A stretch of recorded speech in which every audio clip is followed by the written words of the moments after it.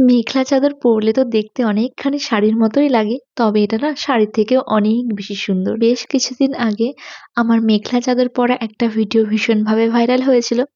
তখন থেকেই অনেকের রিকোয়েস্ট ছিল কিভাবে আমি মেখলা চাদরটা পরলাম তার যদি একটা টিউটোরিয়াল দেওয়া যায়।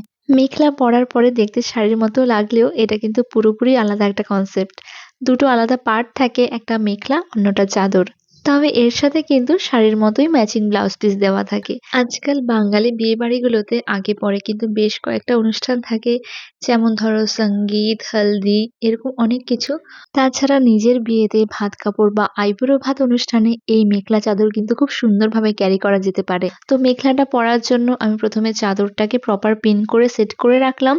তারপর পেটিকোট এবং ব্লাউজ পরে নিয়েছিলাম এবং মেখলাটা দেখবে যে জায়গাটা সেলাই রয়েছে সেটাকে আমি এক সাইডে রেখে কুচি করে নিয়েছি এবং মেখলার কুচিটা সবসময় না ডান দিকে সিকিউর করতে হয়। এবারে না চাদরটাকে পেছন দিক থেকে ঘুরিয়ে এনে কোমরের কাছে একটা পিন দিয়ে প্রথমে সিকিউর করলাম।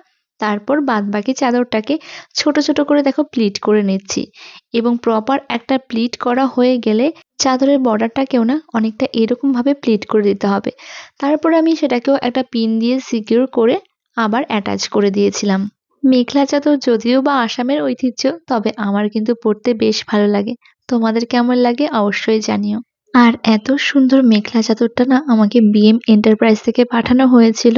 আমি কমেন্টে ওদের পেজটা ট্যাগ করে দেবো, তোমরা কিন্তু অবশ্যই দেখে নিও। এবারে চলো মেখলা চাদরের সাথে একেবারে বিয়ে বাড়ি স্টাইলের একটা খোঁপা শেয়ার করি। খুব সহজ এবং ইজি ভাবে আমি হেয়ার স্টাইলটা বোঝানোর চেষ্টা করছি।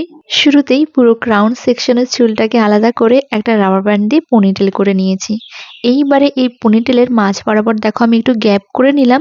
এইবারে না এই গ্যাপটার মাঝে দিয়ে পুরো পনিটেলের চুলটাকে টুইস্ট করে টেনে নিচের দিকে নামিয়ে আনলাম। এরপরে পুরো চুলটাকে নিয়ে না একদম সোজা সাপটা একটা বেনুনি করে নেব।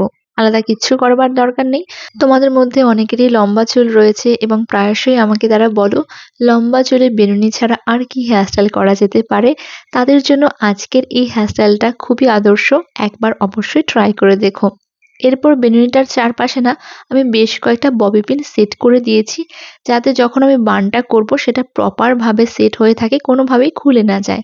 তো এরপর বেনুনির চুলগুলোকে দুপাশ থেকে আমি হালকা হালকা করে টেনে বেনুনিটাকে একটু চওড়া করে নিলাম। সব শেষে বেনুনির নিচের দিকটা থেকে চুলটাকে একটু একটু করে রোল করে পুরো দেখো একটা বানের মতো শেপ দিয়েছি এবং এই বানটাকে বেশ কয়েকটা ইউপিন দিয়ে সিকিউর করে দিলে খুব সুন্দর একটা হেয়ারস্টাইল তৈরি হয়ে যাবে। হেয়ারস্টাইল তো হয়ে গেছে, এবার চলো এটাকে ডেকোরেট করা যাক। আজকে এই বানটাকে ডেকোরেট করার জন্য আমি বেশ কয়েকটা মোরগ ফুল নিয়ে এসেছি। আগেও তোমাদের সাথে মোরগ ফুল দিয়ে একটা হেয়ারস্টাইল শেয়ার করেছিলাম, তোমরা অনেক ভালোবাসা দিয়েছো। আজকে আবার সেই মোরগ ফুল দিয়ে হেয়ারস্টাইল করছি। বানটার চারপাশে আমি মোরগ ফুলগুলোকে সুন্দর করে ইউপিন দিয়ে অ্যাডজাস্ট করে দিয়েছি।